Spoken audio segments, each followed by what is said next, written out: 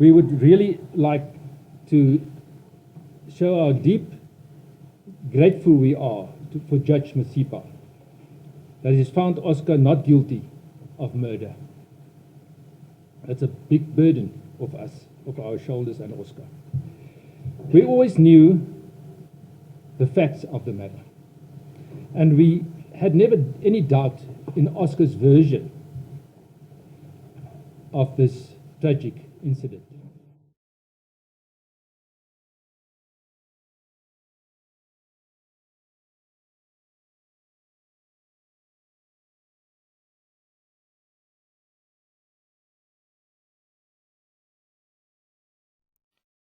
Welcome back to part 3 of episode 1.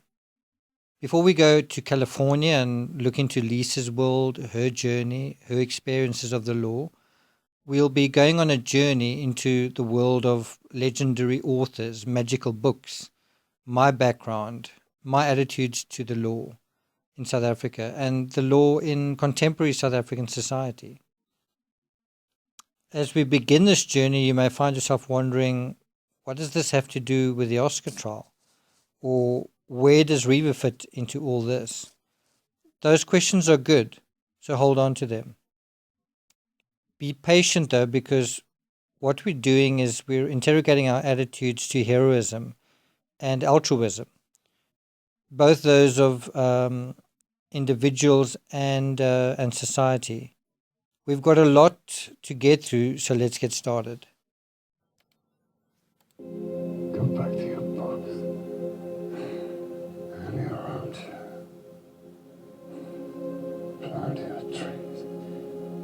Watch them grow.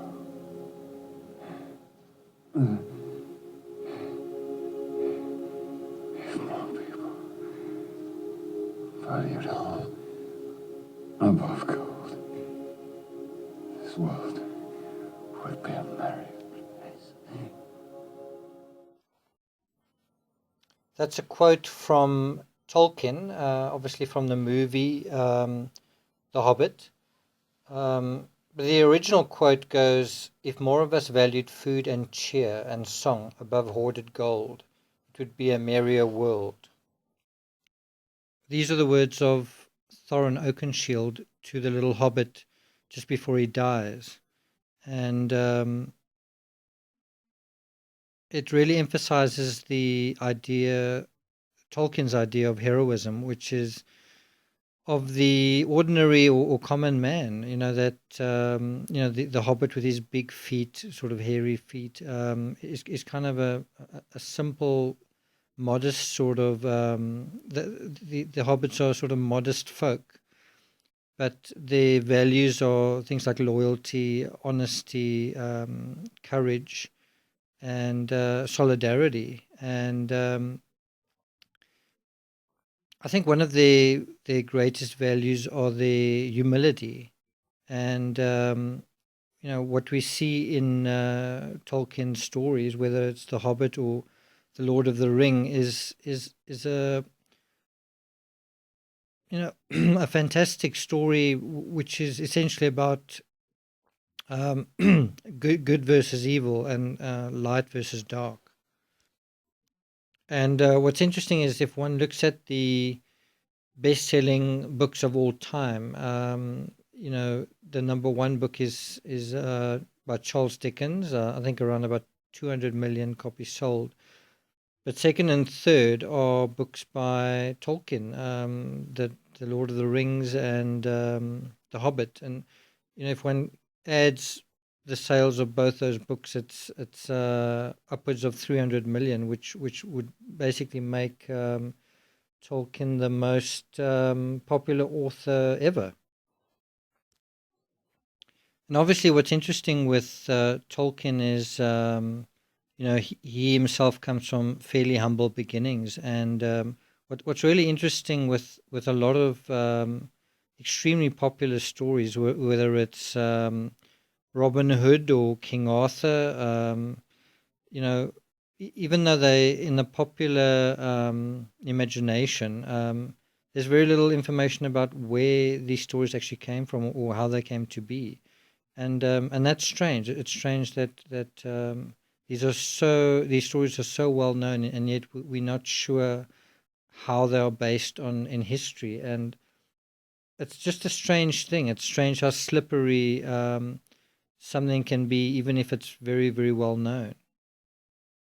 Which brings us to another writer, and this is John Grisham, who wrote The Rainmaker, which was a book which had kind of a profound effect on me. When I was studying law, I was very idealistic. I was reading a lot of Richard Bach books, and I really believed in truth, justice, and the triumph of good over evil, and I thought the law was the way to go about that. And what's interesting with the Rainmaker is it's really, if anything, it's about how disappointing the law is in trying to find justice. And I think there's an interesting analogy there. Is that if one wants to find justice in a courtroom, and that's not easily achieved, then how confident can we be about finding justice in the real world? How confident can we be about finding justice in our lives? So, even in my first year, I would speak to lawyers, and I was obviously interested in doing it, but there were a lot of people telling me that they were disappointed and disillusioned, having become lawyers and having found it disappointing. And I recently spoke to two chaps who, one I studied with when I was at university, and the other I trained with at the gym, and almost without exception, everyone in the legal profession they're wealthy, but they're not very fulfilled. They seem to be kind of they seem to be. It seems to bug them, the amount of human slime that sort of flows by. That they've got to wade through every single day, and I think the daily amount of sludge and problems that they've got to deal with just reminds them of the kind of thing that's going on in humanity, and that the rest of us don't really see.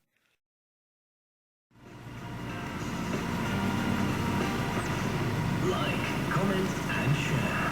OFM, the sound of your life on Facebook.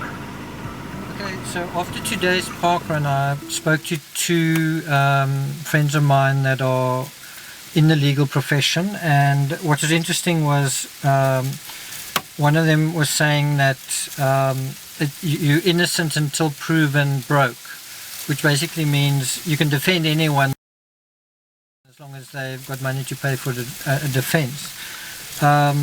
When I was asking them about the integrity of the legal system, both of them seemed quite kind of glum about it, as though their own sense of idealism has been tainted. Another thing that was interesting was the idea that can a defense attorney earn more than a prosecutor? And what they were saying is a prosecutor earns for a lawyer a fairly low salary, but it's consistent. The cases keep coming in, whereas a defense attorney can earn a hell of a lot, but it depends on I guess how immoral they are. And when I asked them, how immoral are defense attorneys, and he said it's not really a question, because you have to be. You're taking on a lot of clients that are guilty, and you're defending them. So they found it almost a laughable question, which I thought was quite interesting. I'd wanted to be a lawyer ever since I read about the civil rights lawyers in the 50s and 60s, and the amazing uses they found for the law. They did what a lot of people thought was the impossible. They gave lawyers a good name. And so I went to law school. And it did piss my father off, but he was pissed off anyway. In my first year, he got drunk one day, fell off a ladder manufactured by the company he worked for, and he didn't know who to sue first.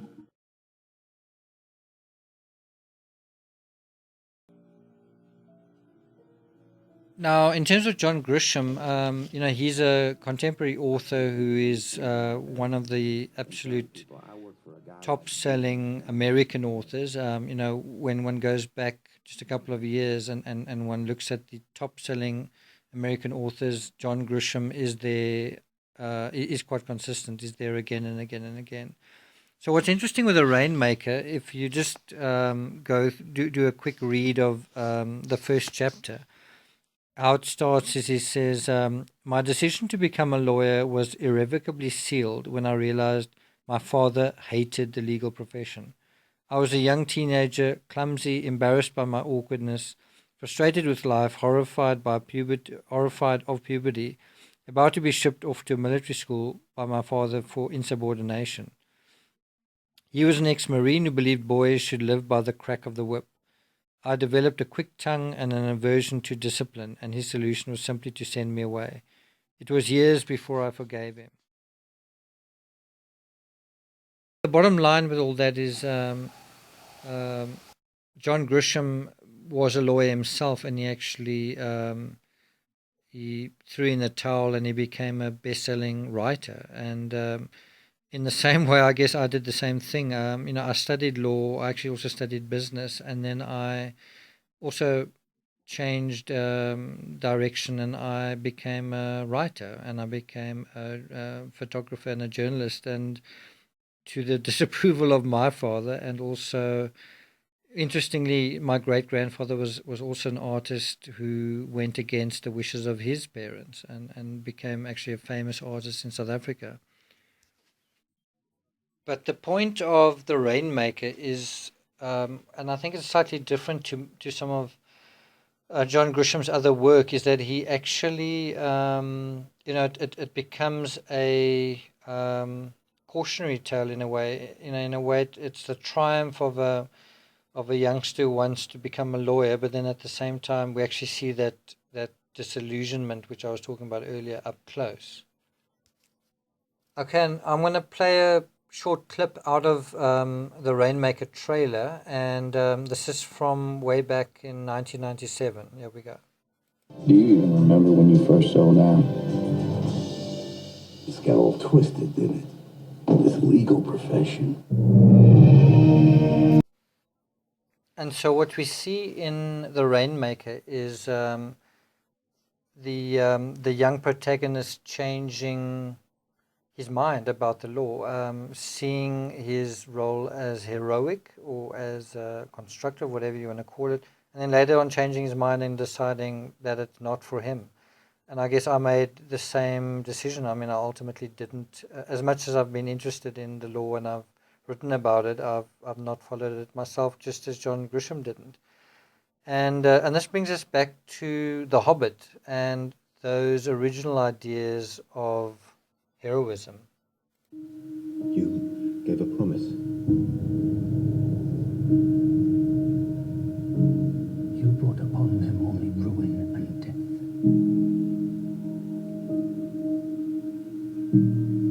You've won the mountain, is that not enough?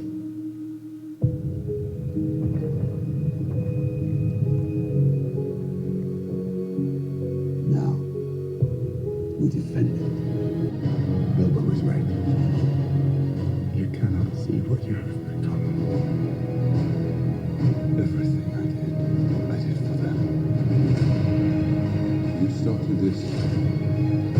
You will forgive me if I finish it. When faced with death, what can anyone do?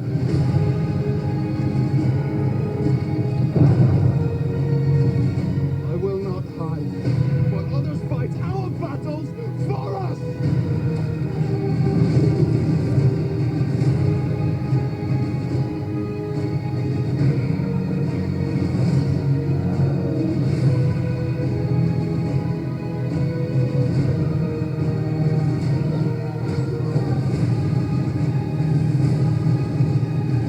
You have but one question to answer. How shall this day end?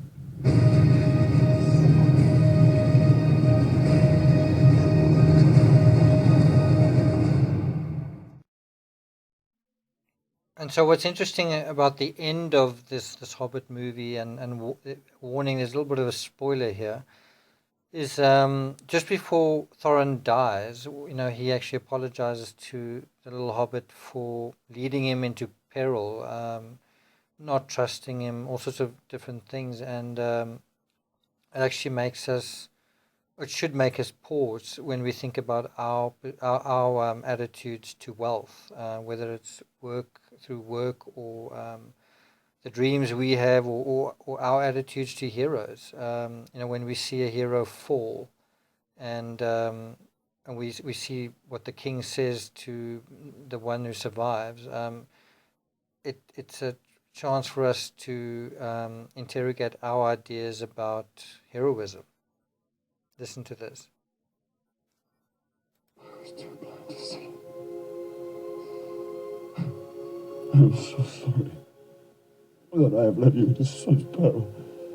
No, I'm glad to have shared in your perils, Thorin. Each and every one of them. It is far more than any Baggins deserves.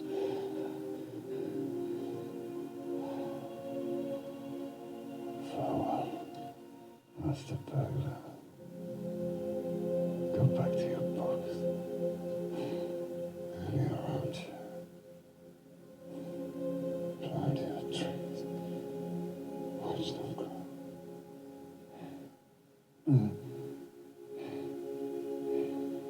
If more people valued home above gold, this world would be a merry place.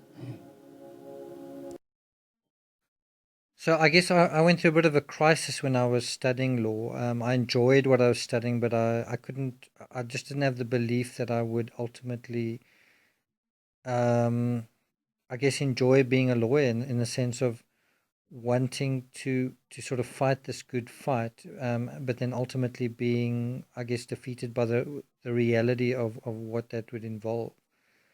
And so I sort of abandoned this cherished direction in favor of another direction which wasn't very clear to me, and I eventually, through quite a long process, eventually followed. I gave myself permission to follow what I really wanted to do, but had no had very little I don't know if the word's confidence, but I had very little knowledge or information that one could make a living out of writing, and so that was quite a big gamble. But the point being, there was a great crisis of faith while I was studying law, despite enjoying it, and then that came up again in sort of April, May, June, 2014. Around about the time of the Oscars reenactment video, and a little bit before that, I was going through quite a dark time. I'd had some very big articles, which were, this sometimes happens in the as a journalist and writing for magazines.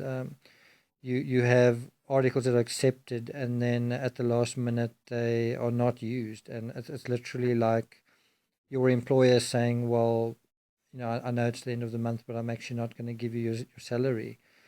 And when that happens in a couple of successive occasions, it's a pretty big knock. And I'd taken quite a few knocks, and by that stage I'd written quite a few articles actually on the Oscar trial, and quite a few were accepted to ultimately be not used, and so I was actually in quite a bad way, and to such an extent that I was actually considering changing back to, because I've got a degree in economics, changing back into financial planning, and I was going to make this whole shift, and it was a real period of stress and hardship and difficulty and trauma, really. And at the same time, I was, looking at what is going on with the Oscar trial. And it was at this time that I really started asking these sort of questions about Reeva, really as early as the previous year.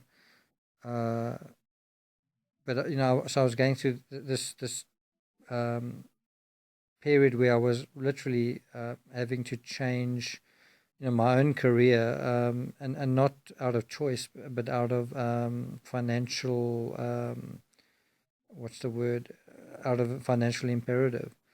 And so that basically brings me to Reeva and what resonates with me about her life, and that's what I'm going to be talking about in episode, part 5, episode 1.